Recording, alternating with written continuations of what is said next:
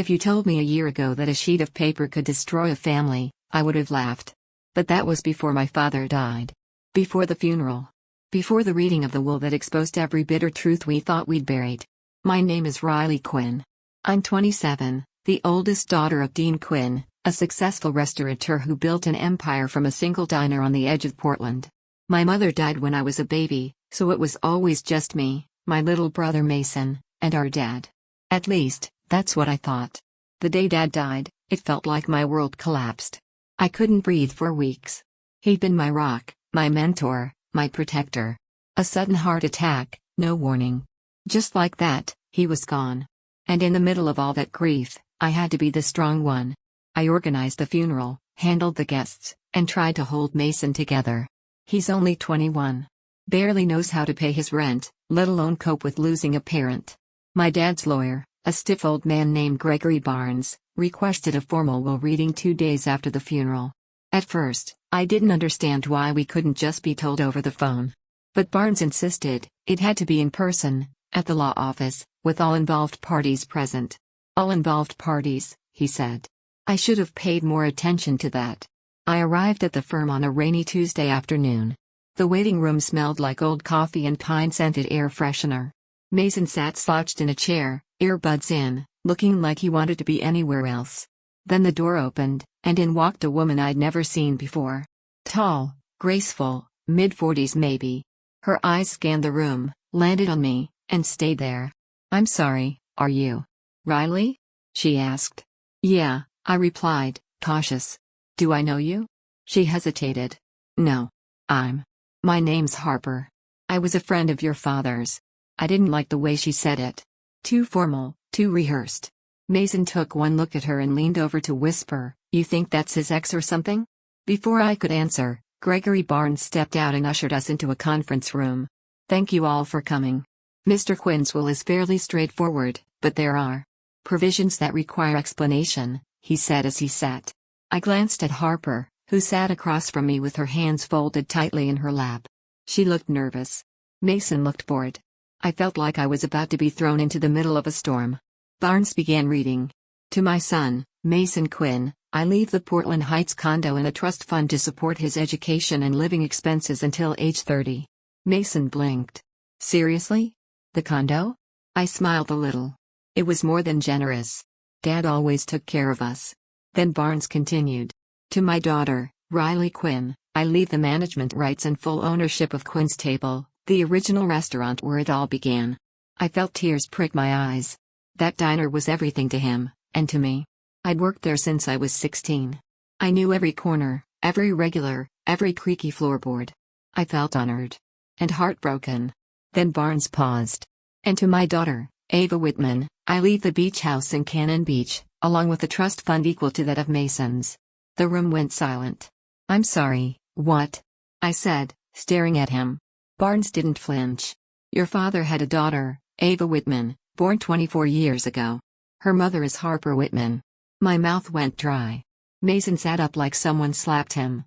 Harper gave me a small, pained smile, as if that would make it better. "I know this is a shock," she said. "But I didn't know he included her in the will either. We didn't ask for." "You had a daughter with my dad?" I said, standing now. "And you never told anyone?" Harper looked down. "Dean and I had a relationship years ago. He wanted to keep it private." I laughed bitterly. "Yeah, I'll bet he did." "Riley," Mason said, pulling at my sleeve. "Sit down." But I couldn't. I felt like the air had been punched out of me. My dad had a secret family. A secret daughter. And he never told me. Not once.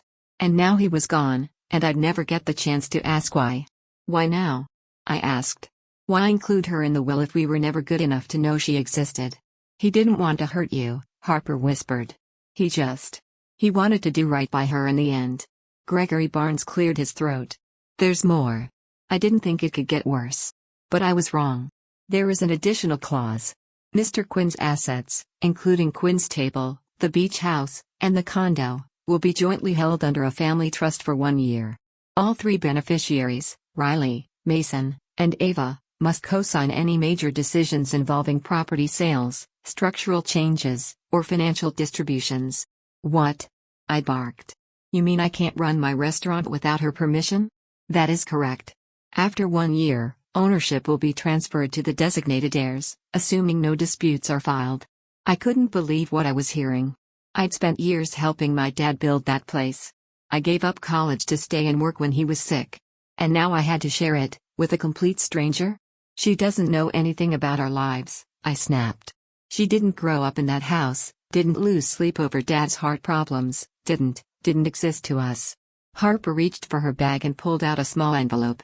He wanted me to give you this, she said, sliding it across the table. It's from him. I stared at the envelope like it might explode. My hands were trembling. Inside was a letter, written in my dad's unmistakable cursive.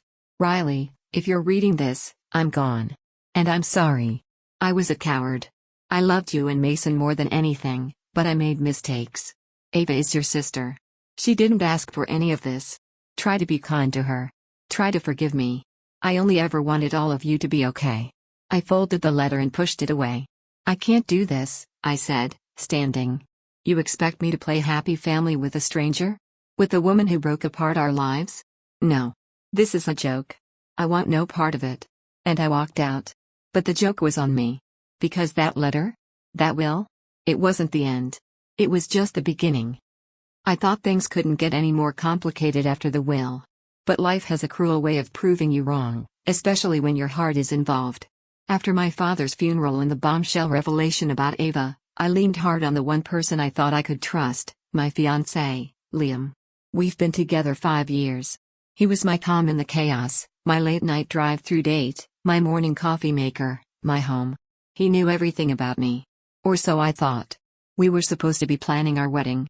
Picking flowers. Arguing about playlists. Instead, we were knee-deep in legal paperwork, dealing with a new sister I couldn't stand, and trying to run a business I no longer fully owned. Still, Liam stuck by me. At first. Then Hazel started crying more. Hazel, our daughter. She was 9 months old, the light of my life, my mini-me. Or at least, I always believed she was. But around the same time I started noticing Liam pulling away. It was small things at first. He stopped singing to Hazel at bedtime. He hesitated before calling her princess. He'd stare at her for long moments, quiet and thoughtful, like he was trying to solve a puzzle. One evening, while feeding her mashed banana, he asked softly, "Do you think she looks more like you or me?" I smiled, wiping Hazel's cheek. Neither, honestly. She's her own little mix. Maybe she got her looks from Grandma. He didn't laugh. Instead, he stood and went to the sink without saying another word. That night, after I put Hazel to bed, I found Liam sitting on the couch in the dark, scrolling his phone. His jaw was tight, his eyes unreadable. "What's up?" I asked, settling beside him. He turned the screen away and locked it. "Nothing," he said. "Just reading." But something twisted in my stomach. I knew that tone. I'd heard it the first time my dad had chest pains and insisted it was just indigestion. 2 days later, I opened the laptop to check restaurant invoices and saw a browser tab still open. How accurate are at-home paternity tests? My breath caught. I clicked through. Forum posts. Reddit threads. Articles with headlines like "Can DNA tests be wrong?" and "How to test your child's paternity discreetly." I closed the laptop with shaking hands. That night, I didn't sleep. I lay beside Liam, watching his chest rise and fall, wondering what the hell was going through his mind. Wondering why he hadn't talked to me. Wondering if he thought I was lying. The next morning, I couldn't hold it in anymore. "Why are you researching paternity tests?" He froze, halfway through buttering toast. His eyes met mine, and in them I saw something that scared me more than anger or resentment. I saw doubt. "I didn't mean for you to see that," he said quietly. Too late. He set the knife down, his shoulders sagging. "Riley. It's not that I don't trust you. Hazel doesn't look like me. Or you. And I keep thinking, what if there was a mix-up at the hospital? Or something happened and you didn't tell me?" My voice cracked. "You think I cheated on you?" He didn't answer. "Liam. Look at me. Do you honestly think I would do that to you? After everything we've been through?" He rubbed his forehead. "I don't know. That's the problem. And it's not just me." I felt the floor shift under me. "Who else?" I asked. "Who else thinks this?" He hesitated. "My mom. Of course. Linda. She never liked me. Always polite, always civil, but never warm. She was the queen of backhanded compliments. "You're so independent, Riley. I'm sure Liam doesn't mind handling things himself sometimes." Or Hazel's eyes are interesting. Not like Liam's baby pictures at all. It made sense now. She'd been planting seeds. "I can't believe this," I said, backing away. "You let your mother convince you that our daughter isn't yours?" "She didn't convince me," he said. "She just brought it up. And once the idea was there, I couldn't unthink it." "And you didn't talk to me about it?" "I didn't want to hurt you." I laughed bitterly. "Well, congratulations. You failed." I grabbed my keys and walked out. I didn't even know where I was going. Just away. Away from him, away from the house that suddenly felt foreign, away from the possibility that everything I built was unraveling. I ended up in the parking lot of Quinn's table. It was still early, before the lunch rush. I sat in my car, watching the rain smear across the windshield, my hands clenched around the steering wheel. Was I crazy to be this hurt? Was I overreacting? No. No, damn it. Hazel was our baby. I carried her. I bled for her. I would die for her. And now the man I loved was letting suspicion rot everything we had. I thought about confronting Linda. Marching up to her pristine white porch and asking her what kind of mother tries to rip a family apart. But what would that solve? The truth was, Liam had listened. And that hurt most of all. I called my best friend, Jessa. She answered on the first ring. "I need to talk," I said, voice shaking. "Where are you?" "Outside the diner." "Stay there. I'm coming." 15 minutes later, Jessa slid into the passenger seat with 2 coffees and a look that said she was ready to burn the world down if I asked her to. After I told her everything, she didn't hesitate. "You need to make him take the test," she said. "What?" "Force him to see the truth. Let the results shut his mouth. Then if he still doesn't apologize, you'll know exactly who he is." I looked down at the coffee in my hands. It was scalding hot. I didn't care. "I don't want to prove anything," I whispered. "I just want him to believe me." Jessa put a hand on my shoulder. "Then make him." The next morning, I handed Liam a sealed paternity test kit. "I ordered it for you," I said. "Let's send this now." He looked stunned. Guilty. Maybe even ashamed. I didn't care anymore. Because in that moment, something inside me shifted. I wasn't doing this to win him back. I was doing it to reclaim my dignity. The hardest part wasn't agreeing to the DNA test. It was everything that came after. Liam didn't say a word when I handed him the kit that morning. He stared at it like it was a ticking bomb. In a way, it was. Not because I had anything to hide, but because if he couldn't trust me now, I didn't know what would be left between us even after the truth came out. He finally spoke after a long silence. "I want to do it properly. Through a clinic. No mail-in stuff." I nodded. "Fine. Let's do it right." So we made an appointment in Crestwood, a town 30 minutes outside Millfield. Somewhere neutral. Somewhere no one knew us or would recognize the little girl whose parents couldn't agree on whether she belonged. We drove in silence. Hazel slept in her car seat, blissfully unaware of the tension thick enough to choke on. I watched the trees blur past, my hands clenched in my lap. This wasn't how parenthood was supposed to feel. It wasn't supposed to be courtroom-level suspicion, trust shattered like glass, and awkward silence stretching into forever. It was supposed to be tiny socks, midnight feedings, and hearts swollen with love. When we arrived at the clinic, I half hoped Liam would back out. That he'd come to his senses. That he'd look at Hazel, sleeping so sweetly in her puffy pink jacket, and realize he didn't need a lab test to prove what his heart already knew. But he didn't. We walked in, signed the forms, and were ushered into a small, sterile room with faded posters of smiling families on the walls. The technician was polite but clearly detached. Another day, another paternity test. Just science.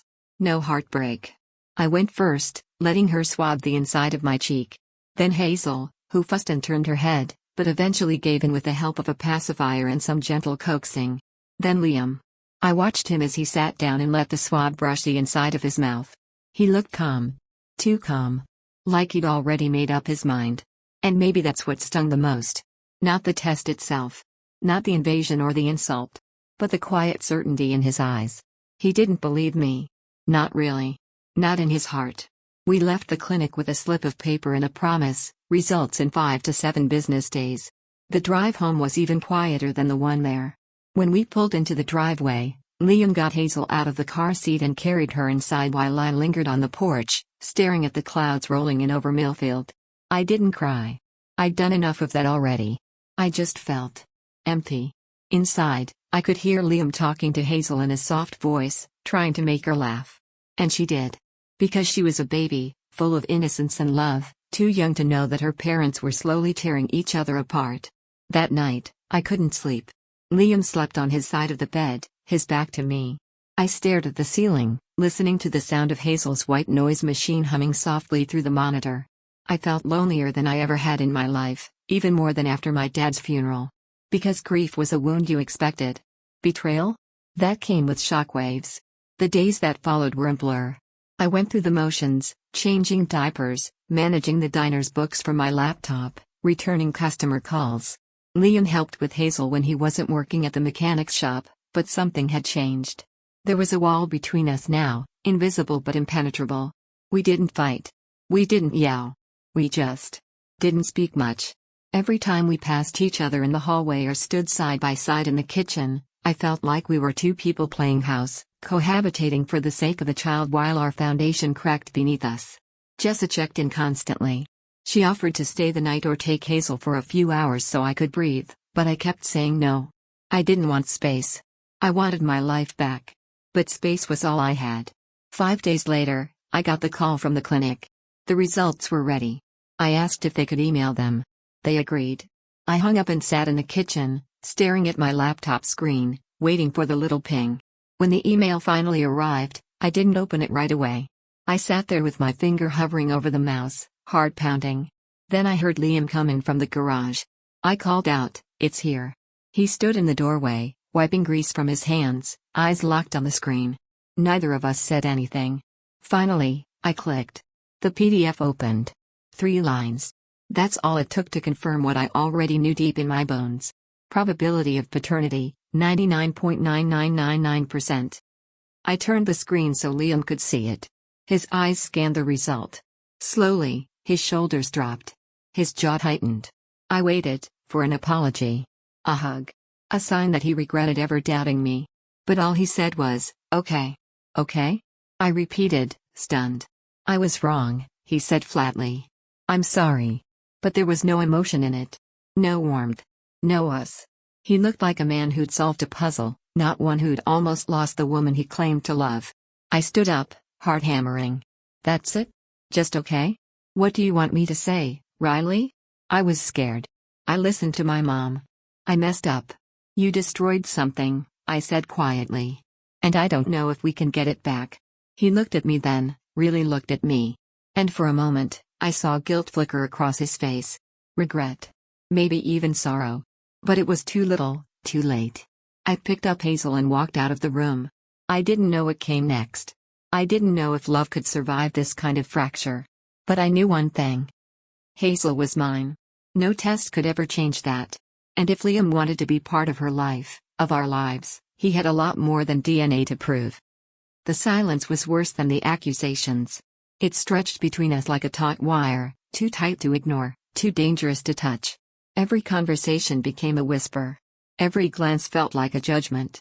Even Hazel, always quick to giggle, had grown unusually quiet, like she could sense that something was off in the world she relied on. Liam still came home every evening, but the house didn't feel like home anymore. He'd eat dinner across from me without making eye contact, then disappear into the garage or take Hazel for a walk, like he was trying to balance the role of father with the uncertainty gnawing at his heart. I didn't fight. Not out loud. But inside, I was screaming. I knew what was coming. I knew the DNA test would prove what I already knew in my bones, that Hazel was his, through and through. But the damage wasn't about science. It was about something far more fragile. Trust. And ours was shattering piece by piece. Late one night, after another wordless dinner, I found myself in the attic. I don't even remember walking up there. My feet moved on instinct, searching for something, anything, that reminded me of who I used to be before this all began. The attic smelled of cedar and dust, filled with boxes I hadn't touched since I was pregnant. I opened one labeled baby stuff, thinking maybe I'd find an old onesie or hospital bracelet to make me feel closer to Hazel, closer to something pure. Instead, I found a small envelope with my name on it in my own handwriting. I froze. Then I remembered, I'd written letters during my pregnancy. Little notes to Hazel, tucked into envelopes and dated for different milestones. I had forgotten about them entirely. This one was labeled, "For when you were born." My fingers trembled as I slid it open. I sat down on a box, holding the letter like it was a lifeline. Dear Hazel. Right now, you're still a tiny flutter in my belly. But every kick, every hiccup, every movement reminds me that you're real, and that you're already changing my life. I don't know who you look like. I don't know if you like music or dancing or books or bugs. But I do know this, I love you. So fiercely it scares me. I promise to protect you. To fight for you.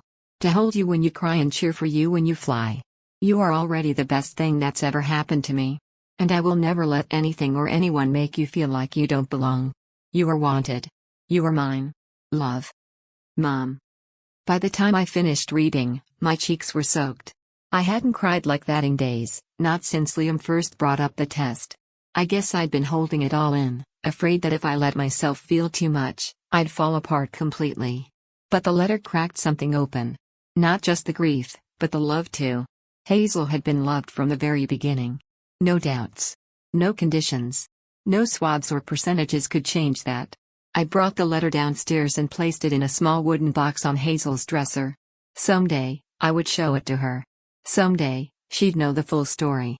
But for now, I just needed to remember what I was fighting for. The next morning, Liam was already gone when I woke up. He'd left a note on the fridge, "Hazel's with me at the park. Back by 10. No love, Liam. No heart. Just a fact. Just a clock." I stood in the kitchen, staring at his handwriting, wondering when it had all become so clinical, so cold. I spent the next hour cleaning up Hazel's room, folding tiny socks and organizing baby books. I needed to stay busy. I needed to keep the noise in my head from swallowing me whole. When Liam came back, he carried Hazel in her little fox hat, her cheeks flushed from the wind. "She wanted to chase ducks," he said, setting her down in the playpen. "She laughed the whole time." I nodded. Good. We didn't speak again for the rest of the day. He watched a game in the living room while I took Hazel to the grocery store, pretending I needed more formula just to get out of the house. That evening, I walked into the bedroom and found Liam sitting on the edge of the bed, holding one of Hazel's rattles in his hand like it was the most delicate thing in the world. "I know I've hurt you," he said without looking up. "And I don't know if I can fix it." I didn't respond. I didn't know how. He continued, voice low. "There are nights I lie awake and look at her, and I feel like the worst kind of man for even questioning. But I couldn't stop it. The doubt crept in like poison.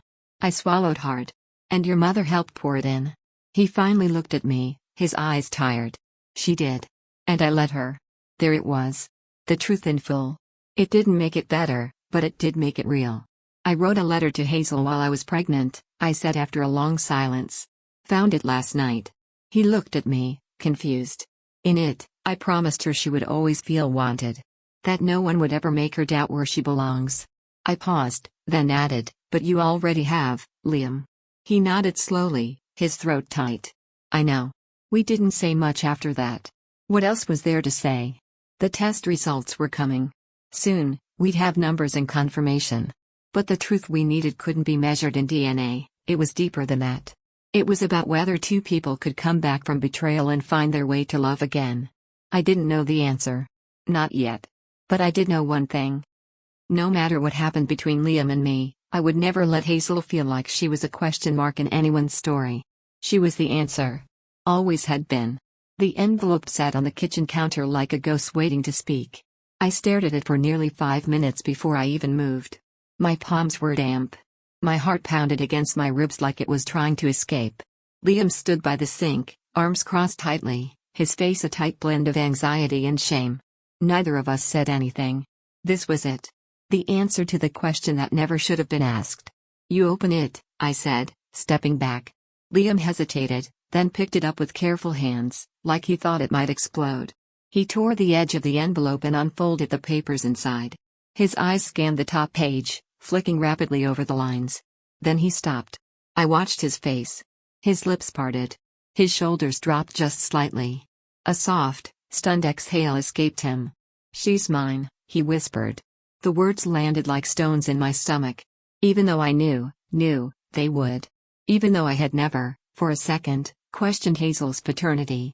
Still, hearing him say it out loud sent a swirl of conflicting emotions crashing through me. Relief. Sadness. Vindication. Hurt. So much hurt. He looked up at me, eyes glassy. "I'm so sorry, Riley. God. I'm so sorry." I nodded slowly. "I know. I should have trusted you. I should have trusted us. But you didn't," I said, my voice barely above a whisper. He looked down again, his fingers tightening around the paper. "No, I didn't. I let fear win. I let other people's voices get in my head, and I ignored the one I should have listened to, yours." I turned away, blinking back tears. Hazel was napping upstairs. The quiet in the house made every emotion sharper, louder. "You asked for a test to tell you something you should have already known," I said. "You didn't just doubt me, Liam. You doubted her. Your own daughter."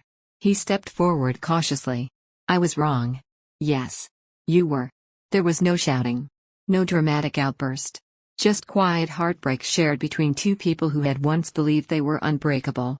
"I know I can't fix this overnight," he said. "But I want to try. I want to earn your trust back, yours and Hazel's." I gave a tired smile, but it didn't reach my eyes. "You've got a long road ahead." He nodded slowly. "I'll walk it." For the next few weeks, Liam tried. He was there for every bath, every feeding, every midnight wake-up. He sang silly songs to Hazel, made up stories with animal voices, learned how to braid her hair even though she barely had enough to twist. He was present. He was patient. And Hazel, in her innocent way, welcomed him back like nothing had ever happened. Her laughter returned. She lit up when he walked into the room, her tiny arms reaching up with absolute trust. But me? I was still rebuilding. Some nights, I'd watch them from the hallway, Hazel curled up on Liam's chest, both of them fast asleep on the couch, and I'd feel the familiar ache of love. But it came with a bruise now. A bruise that reminded me of how quickly everything could fall apart.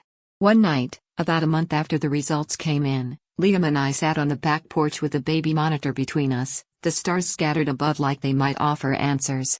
"Do you still love me?" he asked, voice barely audible. I didn't answer right away. "I love who he used to be," I said softly. "I love the father you're becoming. I don't know if I can trust the partner you were." He nodded, accepting it. "That's fair. I'm not saying it's over," I added. "But it's not healed either." He turned to me. "Tell me what you need."